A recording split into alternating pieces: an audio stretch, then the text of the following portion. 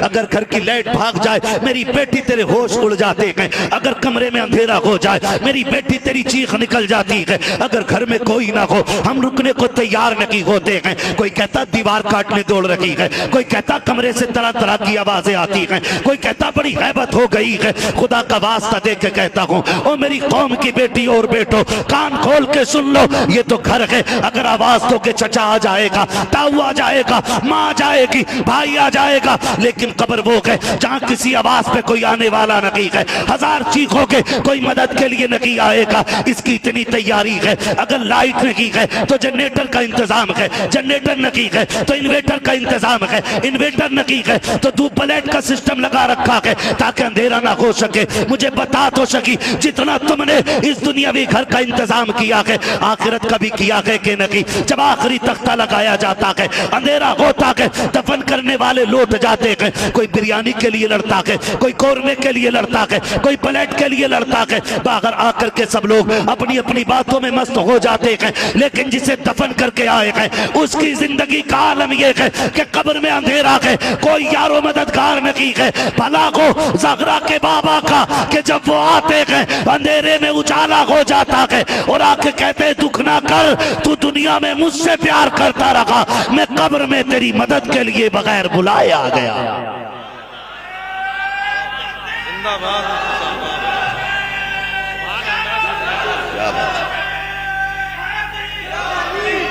बारिश होने लगी।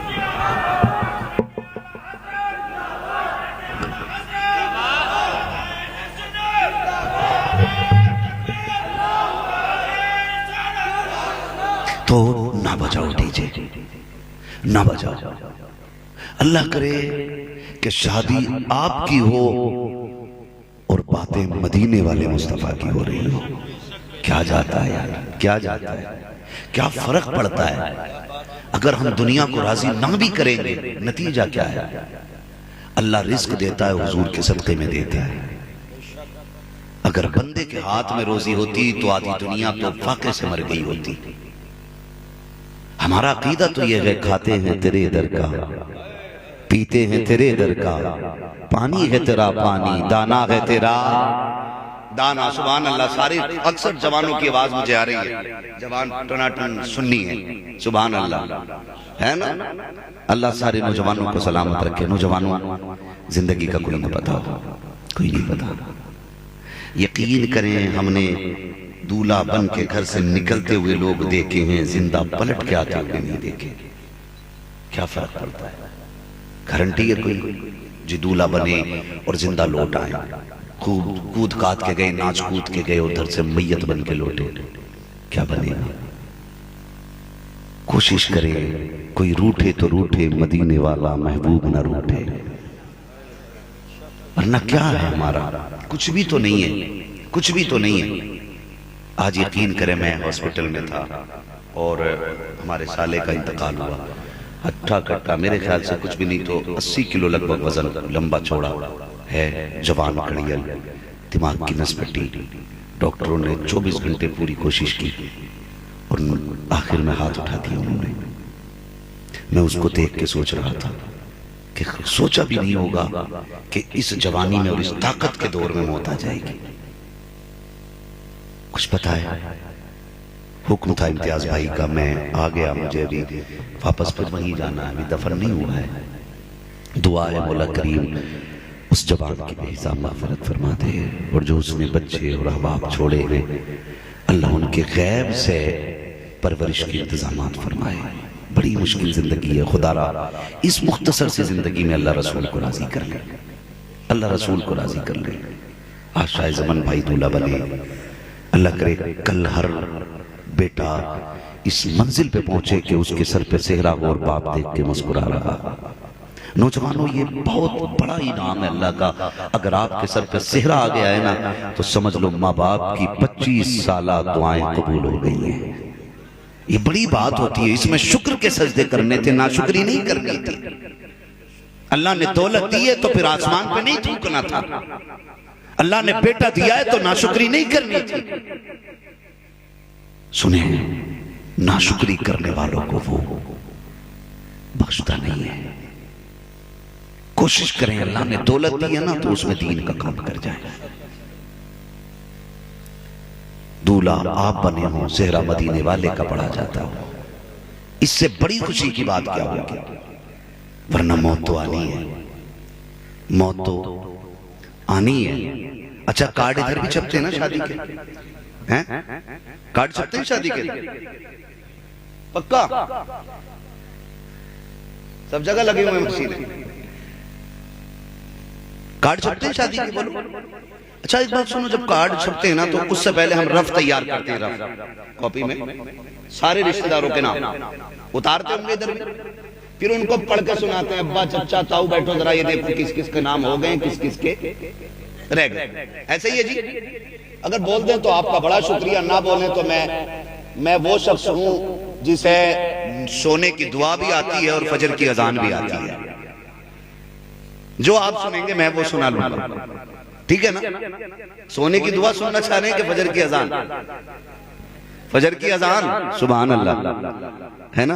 अल्लाह सलामत रखे। तो डरिएगा नहीं, मुझे फजर तक नहीं, मैं बस थोड़ी देर के लिए हुक्म की तामील करते हुए हाजिर हुआ हूं। तवज्जो कीजिएगा, मैं क्या अर्ज कर रहा था अभी आपसे? सुभान अल्लाह। शादी के कार्ड छपते हैं, फिर रफ तैयार होता, फिर ताऊ को बैठाया जाता, फिर नाम गिने जाते, अब्बा सुनो फला फला फला फला फला। जब एक नाम आता, अच्छा कुछ ठलुए लोग भी होते हैं जो खाली आग लगाने बैठे रहते हैं, उस लिस्ट में भी कहते हैं अच्छा ये, अरे इनका क्यों लिख दिया, इन्होंने दावत खिलाई थी तुम्हें? एक प्लेट चावल पे कौम का शिराजा बखेर के रख दिया लोगों ने। आज उम्मत जिस मकाम पे खड़ी है कोई मतलब ही नहीं इन ठलुए लोगों को।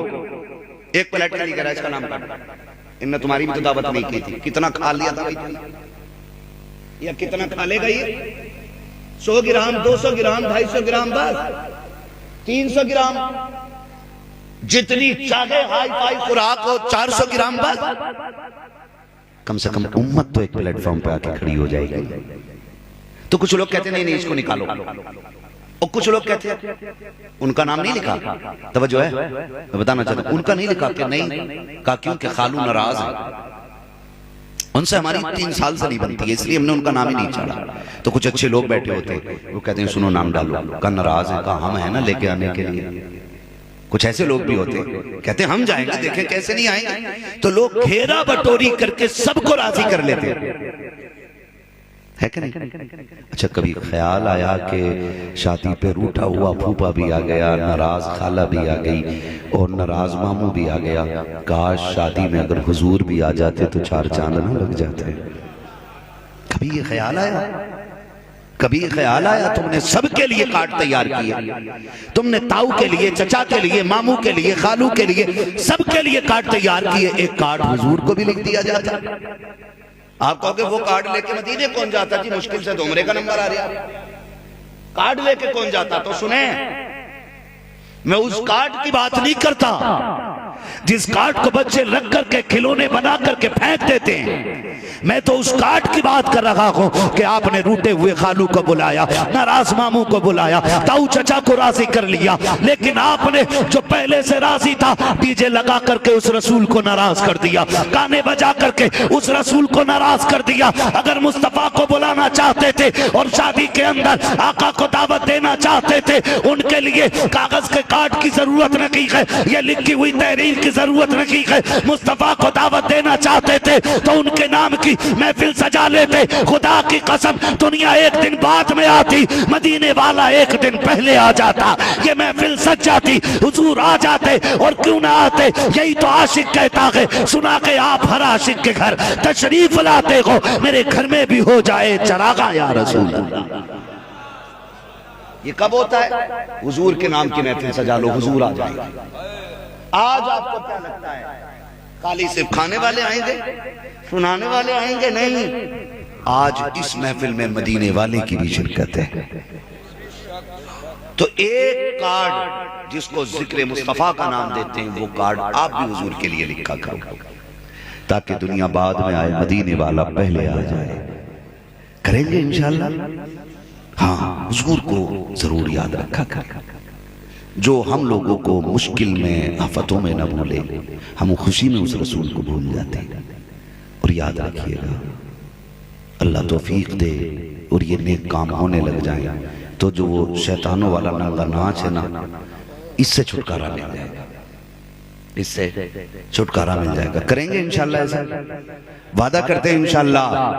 वादा करो ये नियत करके कि अल्लाह हमें जवान करे, हम दूल्हा बने तो सेहरा हमारा होगा, बातें मदीने वाले की होती रहेगी। कर दे इंशाल्लाह, वादा करो इंशाल्लाह। और वरना डीजे बजाने वालों की कंडीशन बताऊं, रात भर बजाया ऐसे गड्डी लुटाई, सुबह को गेट बज गया, कौन है जनरेटर वाला खड़ा, कह रहे अल्लाह 1 महीने बाद आ जाइए, अभी हिसाब ना हुआ फार्म से, सुन रहे है, 1 महीने बाद आ जाइए, जनरेटर वाला, फिर डीजे वाला, फिर ढोलक वाले, अजीब तमाशा है। खर्चा देने को कुछ नहीं है, वो फटे जा रहे हैं। हाँ, और इमाम साहब के निकाह का मसला आ जाए, कहना कौन सी शरीयत में लिखी है,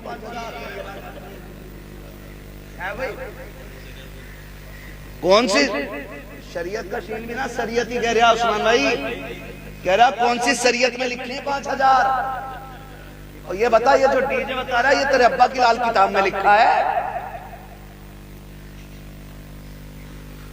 कुछ तो इतने बेगैरत होते हैं लड़के वाले, कहते हैं खाना उस टाइम तक नहीं मिलेगा जब तक डीजे के साथ गांव में न टहल लोगे।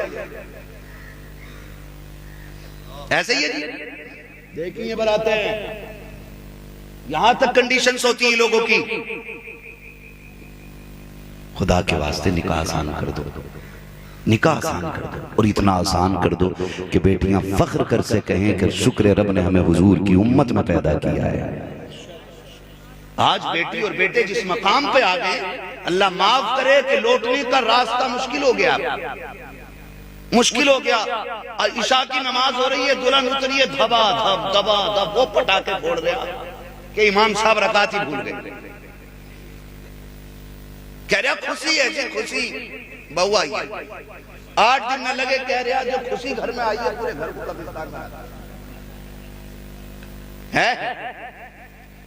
और याद रखो नौजवानों, तुम्हारे काम की बात बता के जा रहा हूं, रिश्ते पैसों से नहीं चला करते, रिश्ते रब की रहमत से चला करते हैं, ये याद रखना। रिश्ते पैसों से नहीं चला करते, रिश्ते रब की रहमत से चला करते हैं। और दुनिया जानती है जितने बड़े बड़े एक्टर स्टार हैं, इनकी जिंदगी आप देखो, पैसा कितना इनके पास। रे जो एक बोतल पानी 2.5 लाख की पीता हो, और ऐसी सुबह से शाम तक 5 बोतलें पानी की पीता हो, कितना पैसा उसके पास होगा, है भाई। लेकिन जानते हो, टेस्ट करना जा करके पता चला कि इनके घर में जो दुल्हन है ना, ये 6 बार दूसरे से डिवोर्स लेके आई है, साथ में दूल्हा के घर में। तो दूल्हा भी कम नहीं है, इसके घर में भी 8वीं है।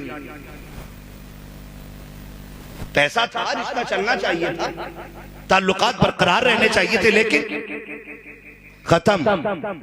रिश्ते दौलत से नहीं, रिश्ते रब की रहमत से चला करते हैं। अगर रिश्ते देखने हैं तो चलो कभी हुजूर की चौखट पे।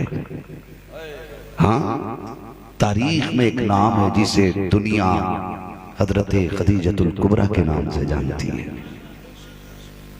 रिश्ते ऐसे चलते हैं।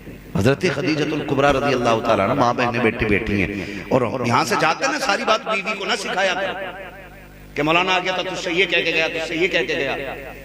बीवी कभी तुम्हारी आसानी से मानने के लिए तैयार नहीं होगी। 90% तो इसलिए नहीं मानेगी कि कैश लेके आया, मुंह से मांग के 10 लाख दो तो लड़की लेके जाएगा, 5 लाख दो तो लड़की लेके जाएगी, उसे पता नहीं। कह रहे बता मैं मौलाना ऐसा ताबीज दे दो, अब्बा को रोटी टाइम पे देने लगे। कैसा ला रहा घुमा के बाद, कह रहा एक ऐसी डोरी दे दो कि बीवी जो हमारी अम्मा को अम्मा कहने लगे और अब्बा को अब्बा कहने लगे, हाजी जी कहती है, हाजी जी हाजी जी। सुनो भाई, याद रखना, बेटियां हसास होती हैं। क्या होती है? हसास, समझ रहे हैं? हसास होती है। अगर उनको एक दाग आप जिंदगी में दे दो तो आखिरी सांस तक नहीं भूलती हैं, भूल नहीं पाती हैं। ये बेटियों का ये अपना उसूल है उनकी जिंदगी का कि वो कभी भूलती नहीं। अब जिन्हें तू अब्बा कहलवाना चाह रहा है ना, इसे पता है जब शादी के 3 दिन रह गए थे तो इसी अब्बा ने कहा था कि दोस्त सुनो भाई, सुपर पे लौंडा नहीं मान रहा, जब तक बुलेट ना होगी बात ना बनेगी। हमारा जो दामाद है ना वो भी इस बात पे आपत्ति उठा रहा है, अबे दामाद उसके घर का, इसके घर में क्यों मुसीबत बन रहा है। हाँ, अल्लाह ने तुम्हें दामाद बनाया तो लिमिट में रहो, वरना झांग देगा झांग। दामाद कंट्रोल से बाहर ही रह रहा, दामाद को ससुराल तक रखो, ससुराल की ससुराल में चला रहा। हाँ, ससुराल की ससुराल में चला रहा, कह रहा ना उनसे कह दियो सुपर आगी तो बारात नहीं आगी। कह रहा देखो दामाद ना मान रहे तो जो फोन इधर कर रहा है एक थप्पड़ दामाद के ही मार दे। किसी की बेटी के नसीब से खेलने का तुम्हें हक किसने दिया भाई, एक सीधी सी बात है। तो ये जो कह देते हैं एक्स्ट्रा के देखो लल्ला को तो समझा लेते, दामाद को कैसे कंट्रोल करें, तो दामाद की हैंड फ्री हो रहा है, इसकी भी मोहल्ले में कोई इज्जत नहीं, कोई इसे भाई साहब कहने तैयार नहीं मोहल्ले में। और ससुराल में आपके बादशाह बन के कह रहे अब्बा कहाँ के बुलेट दंगे तो बारात जागी वरना ना जागी, और तुम जाओ तो जाइयो मैं ना जाऊंगा। अब वो डर गया और इससे हिजड़े के बस की कोई बात नहीं है, इसकी ना मानी जाए तो सिर्फ बेटी को टॉर्चर कर सकता, बाकी कुछ नहीं कर सकता, इसके अलावा कुछ नहीं कर सकता। और इसी की यही धमकी है। और मर्द कभी औरतों पे सितम नहीं किया करता। तो ये कंडीशन होती है। अब कह रहे हो कि वो अब्बा कहे आपको, जब अब्बा कहलवाना ही चाहते थे तो जब शादी ब्याह का मसला था, जब लड़की वालों ने कहा था डिमांड क्या है, तो कह देता सुनो जी जैसे कल तक तुम्हारी बेटी थी, कल के बाद ये मेरी बेटी होने वाली है, मेरे घर में बहू बन के आएगी, मेरे बेटे की जिंदगी का सबब बनेगी। जनाब मुझे अब इससे कोई और दौलत नहीं, बस इससे इतनी तमन्ना करता हूँ मेरे घर को जन्नत बना दे, मेरे घर को अमन सुकून का गहवारा बना दे। ये बात ससुर को कहनी चाहिए थी, लेकिन जब बेटियों से ये बात जताई जाती है कि हम तो ये बात जताई जाती है हम तो बारात लेके आते, लेकिन तुमने बुलेट नहीं दी है, 5 लाख कैश पूरा क्यों नहीं किया है। बात तो 3 की हुई थी, लेकिन जनाब 3 कहाँ चलते हैं। उसके बाद कहा जाता है हाँ खाने की एक बात हुई थी, लेकिन 3 वैरायटियों से कम के खाने किधर चलते हैं। जब ये बातें की जाती हैं तो लड़की रोज अपने बाप को 3 मरतबा चाहे खाना पानी देती है, वो अपने बाप का उतरता चेहरा भी देखती है, चढ़ता चेहरा भी देखती है। जिस बेटी से बाप कहलवाने की तुम्हें खुशी है, जिस बेटे को तुमने बाप कहलवाने का ख्वाब देखा है, उसके साथ तुम्हारे रवैये क्या रखे हैं मुझे बता तो सकी। जब बाप शाम को थक के आया और उसने 2 लुकमे खाए, खा करके बैठ गया, बेटी ने कहा था अब्बा आज क्या हो गया है, 3 रोटी खाने वाला आज 2 लुकमे खा करके क्यों बैठ गया। बाप ने बेटी के चेहरे को देखा, कहा नहीं बेटी बस तबीयत खराब हो गई है इसलिए खाना नहीं खाया जा रहा है। बाप बेटी को देख के कहती है अब्बा तेरे आंगन में 20 साल पली हूँ, तेरी एक एक हरकत को जानती हूँ, मुझे पता है जब बीमारी होती है तो खाना कितना खाता है। आज सच सच बता दे बीमारी लग गई है या किसी फिक्र ने घेर लिया है। जब बेटी ये जुमले बोलती है बाप की आंख में आंसू आ जाते हैं, बेटियां बाप का चेहरा पढ़ लेती हैं और कहती है अब्बा सच बता परेशानी क्या गई है। बेटा बाप बेटी के चेहरे को देख के रो के कहता है बेटी दुनिया वालों ने बड़ा सितम किया है, हमारी हैसियत तो सुपर की भी नहीं थी, हमने फला कोना बेचा है, तब जाके जगह का इंतजाम किया है, फला दुकान बेची है, तब जाके गाड़ी खरीदी है। आज बेटी दुख की घड़ी आ गई है, अब्बा हो क्या गया है, का तेरी ससुराल वालों ने अब बुलेट का मुतालबा कर दिया है। मेरी बेटी तू दिल दौड़ा ना करना, तेरा बाप जिंदा है, अपने आप को बेचना पड़ा बेच दूंगा, लेकिन तेरे आने वाली बारात को दरवाजे से लौटने नहीं दूंगा। जब बाप रो के बेटी से कह रहा था, बाप को एक एक राज को, बाप के एक एक दर्द के एहसास को बेटियां महसूस कर रही हैं। जब ये दुल्हन बन के आई है तुम्हारे सितम ही से याद है, तुम्हारे दिए हुए सदमे ही से याद है, बाप के आंसू भी से याद है। खुदा का वास्ता दे के कहता हूँ अगर चाहते हो बहुए तुम्हारे बाप को बाप माने तो उन्हें बेटियों का दर्जा दे दो। खुदा की कसम तुम उनके बाप बन के दिखा दो, वो तुम्हें बेटियां बन के दिखा दे।